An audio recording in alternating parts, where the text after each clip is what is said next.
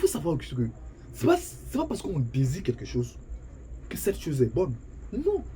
C'est pas parce qu'on désire quelque chose que cette chose peut garantir notre bonheur. Non. On peut désirer ce qui peut être nocif pour nous. Si vous ne savez pas, je vais vous le dire. On peut désirer quelque chose qui peut être nocif pour nous. Ce qui peut être dangereux pour nous. Mais comme on le désire, on se fout de ce qui va arriver. Et en fin de compte, on souffre. On souffre plus de ce qu'on désire que de ce qu'on ne désire pas. C'est comme ça. Spinoza l'a si bien dit. Nous ne désirons pas les choses parce qu'elles sont bonnes. Mais nous les déclarons bonnes parce que nous les désirons. C'est ça l'être humain. Quand l'être humain veut quelque chose, il transforme cette chose en une bonne chose. Peu importe. Ce n'est pas ça une vie. Ce n'est pas ça une vie. Ce n'est pas ça une vie. Il faut avoir une vie simple et saine. Comme je le dis toujours, une vie simple et saine. C'est ce qui peut vous rendre heureux.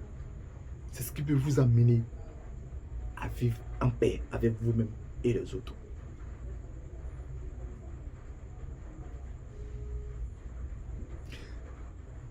Beaucoup de personnes se laissent aller. Beaucoup de personnes font du n'importe quoi. Pourquoi? Parce qu'elles vont mourir. Parce qu'elles vont mourir. Comme une personne sait qu'elle va mourir, alors elle laisse libre cours à ses actions, à son comportement, sans essayer de canaliser ses comportements. Pourquoi?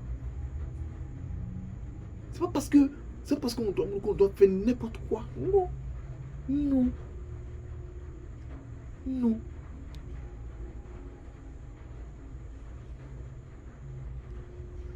Il faut vivre de sorte qu'on soit en harmonie avec nous-mêmes. Être libre. C'est ça une bonne vie. Donc ne pensons pas que comme on va mourir, on a fait n'importe quoi. Non. C'était même bon, Jésus a dit, la vie est courte, alors il faut en profiter. C'est une expression que moi je n'ai jamais compris.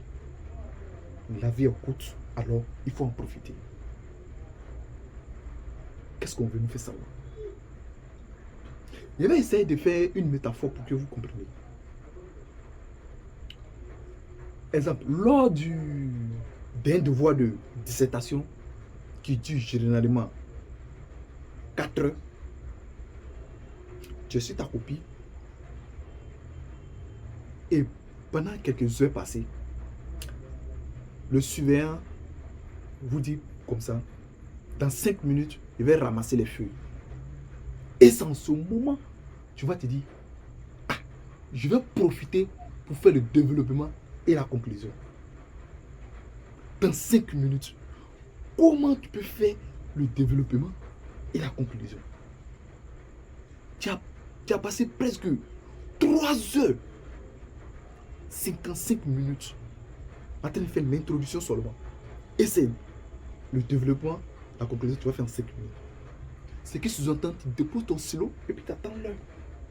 Puis c'est l'heure est déjà arrivée. Tu déposes ton stylo et tu attends. C'est ce qu'on doit faire comprendre à ceux qui disent que la vie est courte. Quand on dit la vie est courte, c'est s'asseoir tranquillement, paisiblement et attendre sa mort. C'est ça, la vie est courte.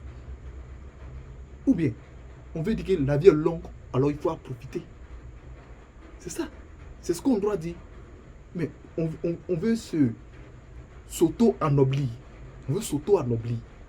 C'est pour cela sinon en réalité, ça n'a pas de sens en réalité. Quand quelque chose est coûte, on ne peut pas profiter. Tu attends ce que ça arrive. La vie est courte, alors il faut s'asseoir paisiblement et attendre sa mort. C'est tout. C'est tout. Sénèque a dit, la vie est courte que par le mauvais usage qu'on a fait. C'est tout. Si tu bousilles ta vie, comment tu peux avoir une vie longue? Comment? Il faut avoir une vie paisible et simple. Jean-Jacques Rousseau aussi l'a dit. Les hommes disent toujours que la vie est courte. Je vois qu'ils se forcent à la rendre telle. C'est nous qui rendons nos vies courtes. Notre vie n'est pas courte en réalité. Notre vie n'est pas courte en réalité. Si tu fais du n'importe quoi, c'est normal que tu ne peux pas durer. Si tu fais du n'importe quoi, c'est normal que tu aies une vie restreinte. C'est normal. C'est normal. Vivons paisiblement.